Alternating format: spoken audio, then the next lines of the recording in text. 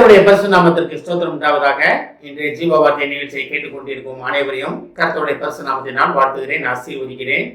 இன்றைய தின தியானத்திற்கு தேவன் கொடுத்த வேத பகுதி, அது ரோமருக்கு எழுதின நிருபம், அதில் 8ஆம் அதிகாரம், அதில் 18ஆம் வசனம். ரோமர் 8:18.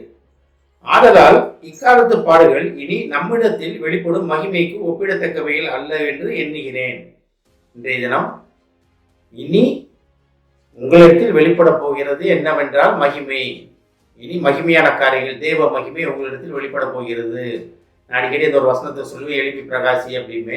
அந்த பேர்பட்ட ஒரு மகிமை, தேவ மகிமை, கர்த்தருடைய மகிமை உண்மையில் உதித்தது அப்படின்றது சுத்தமாக ஏசாயால சொல்லப்பட்ட காரியம் இதில் நிறைவேறுகிறது உங்கள் வாழ்க்கையில்.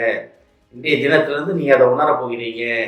கர்த்தருடைய மகிமை வெளிப்பட போகிற மகிமை. எந்த மகிமை? உலகத்தின் மகிமை கிடையாது, தேவ மகிமை உங்களிடத்தில் வெளிப்பட போகிறது. அப்போ உங்கள் மூலமாக தேவ மகிமை வெளிப்பட போகிறது. அப்போ வெளிப்படும் போது என்ன ஆகும்? அந்த ரோமர் ஏசாயா 62ஆம் அதிகாரத்தை, ரோமர் 60ஆம் அதிகாரம் 2ஆம் வசனத்தில் சொல்லப்படுறதுதான்.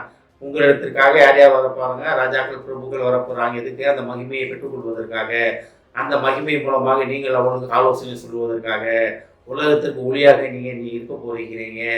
ஒருவேளை நம்ம நினைக்கலாம், இதுதான் நடக்குமாங்க, நானே இவ்வளோ கஷ்டப்பட்டுக்கிட்டு இருக்கேன், பாடுபட்டுக்கிட்டு இருக்கேன் அப்படின்னு. ஆனால் தேவன் சோதிக்கிறவர் கிடையாது. அப்படியே தேவன் லேட்டாச்சுன்னா அது உங்களுக்கு ஒரு மேன்மையான காரியம் நடக்க போகிறது. ஆபிரகாம் 25 வருஷம் கழிச்சு தான் ஈசாக்கு கிடைச்சாரு. ஆனால் வேதத்தில் பார்த்தீங்கன்னா ஈசாக்கு தான் முதல் தனிமையில் போய் தியானம் பண்ணின மனிதன். அப்பேற்பட்ட ஒரு மகனை தேவன் கொடுத்தாரு.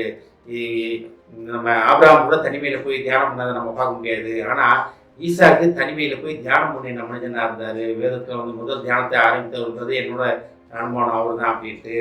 அப்போ பாருங்க, அப்போ மகிமையான காரியங்கள் உங்களிடத்தில் வெளிப்பட போகிறது. ஆனால் தான் அந்த வசனம் எப்படி ஆரம்பிக்கிறது? ஆதலால் இக்காலத்து பாடுகள். ஒருவேளை நம்ம நினச்சிட்டு இருக்கலாம், ஆதலால்னா என்ன? இதெல்லாம் விடுங்கப்பா, அதெல்லாம் செத்து எல்லாம் செத்தான் அப்படின்ற மாதிரி ஒரு சொல்லாடல் இது. அப்போ எதுக்காக இக்காலத்து பாடுகள் அப்படின்னு நம்ம நினைக்கிறோம்னா, நம்ம ஜோம் பண்ணிக்கிட்டு இருக்கோம், காரியத்தை போட்டி போராடிக்கிட்டு இருக்கோம், எல்லாமே சரி பண்ணணும்னு உருண்டுக்கிட்டு இருக்கோம். ஆனால் நம்ம சுய முயற்சியில் எதுவுமே நடக்க மாட்டேங்குது.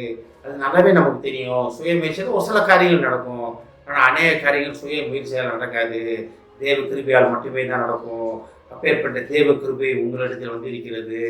தேவன் உங்களிடத்தில் வாசம் பண்ணி கொண்டிருக்கிறார். உங்கள் வீட்டில் நீங்கள் போகிற வர இடங்களில், உங்கள் ஆஃபீஸில், நீங்கள் எந்த இடத்துல இருந்தாலும் தேவ கிருபையால் நீங்கள் சூழப்பட போகிறீங்க. நீங்கள் எந்த இடத்துல இருந்தாலும் பரவாயில்ல, நீங்கள் எதிரிகள் மத்தியில் இருந்தாலுமே தேவ கிருபையை உங்களை சூழ்ந்து பாதுகாத்து உங்களை அதி அற்புதமாக பாதுகாத்து வழிநடக்க போகிறது. உங்களை பகைச்சவங்க எல்லாம் வேணா ஒரு ஆளாக நின்றவங்க எல்லாமே உங்கள்கிட்ட இருக்க தேவ மகிமை உணர்ந்து உங்கள்கிட்ட நிற்க போகிறாங்க. எனக்கு ஆலோசனை சொல்லுப்பா, நான் அந்த கஷ்டத்தில் இருக்கேன், என்னை பாதுகாத்துக்குப்பா அப்படின்னு உங்கள்கிட்ட நிற்க போகிறாங்க.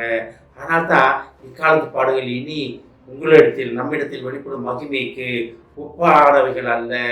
அப்போ இந்த பாடுகள் ஒரு கணக்கே கிடையாது. ஏன்னா பாடுகள் 1%னா மகிமை 1000%, 5000%. அந்த கணக்கு போட முடியாத அளவுக்கு தேவ மகிமை உங்களிடத்தில் வெளிப்பட போகிறது. தேவ மகிமைன்னா நல்லாவே தெரியும். தேவன் என்னப்பா இன்னைக்கு கொஞ்சம் வச்சுக்க, நாளைக்கு கொஞ்சம் வச்சுக்க அப்படின்றது கிடையாது. சகலத்தையும் பரிபூர்ணமாக அது காலத்தில் செய்கிற தேவன் வேதத்தை படிக்கணும். அந்த காலம் வந்துவிட்டது, நெருங்கிவிட்டது. இதை கேட்டுக்கொண்டிருந்த தேவ பிள்ளைகளே, இந்த மாதம் உங்களிடத்தில் தேவ மகிமை வெளிப்பட ஒரு மாதமாக இருக்க போகிறது. அதை மட்டும் நம்ம விசுவாசிப்போம். ஆமென். ஜெபிப்போம். எங்களை அதிகமாக நேசிக்கும் அன்பின் பரலோக பிதாவே, இனி எங்களிடத்தில் வெளிப்படும் மகிமை ஒப்பானவைகள் அல்ல, எதுவுமே அல்ல என்றதை நாங்கள் அறிந்து கொண்ட மாட்டோரே. இந்த காலத்து பாடுகள் இனி எங்களிடத்தில் வெளிப்படும் மகிமைக்கு ஒப்பானவைகள் அல்ல என்பதை நாங்கள் புரிந்து கொண்ட மாட்டோரே. ஏஸ்தவனே, கர்த்தர் மகிமையான காரியங்களை எங்கள் மூலமாக செய்வேன் என்று நீர் கொடுத்த வாக்குக்காக நன்றி நன்றி நன்றி ஆண்டவரே. வாக்களித்தவர் வாக்கு மாறாதவர் என்பதை அறிவோம் ஆண்டவரே. ஏஸ்தவனே, இந்த மகிமையிலே நிலைத்து நிற்க எங்களுக்கு உதவி செய்ய மாட்டவரே. இதை கேட்டுக்கொண்டு ஒவ்வொருவரையும் ஆசீர்வதிக்கிறோம் அப்பா. ஒவ்வொரு குடும்பத்தையும் ஆசீர்வதிக்க மாட்டவரே. குடும்பத்தில் உள்ள ஒவ்வொருவரும் தேவ மகிமை பெற்று உமக்கு சாட்சியாக அவர் வாழப்போவதற்காக நன்றி நன்றி நன்றி ஆண்டவரே. உலகம் மிகவும் மகிமை கொண்டு செல்லும் பாத்திரமாக அவர்களை நீங்கள் அழைத்ததற்காக நன்றி ஆண்டவர். அழைப்பிலே நிலைத்து நிற்க உதவி செய்ய மாட்டவரே. ஆசீர்வதிக்கணும். இயேசுவின் மூலமாக கேட்கிறேன் நல்ல பிதாவே. ஆமென். கர்த்தர் உங்களை ஆசீர்வதிப்பாராக.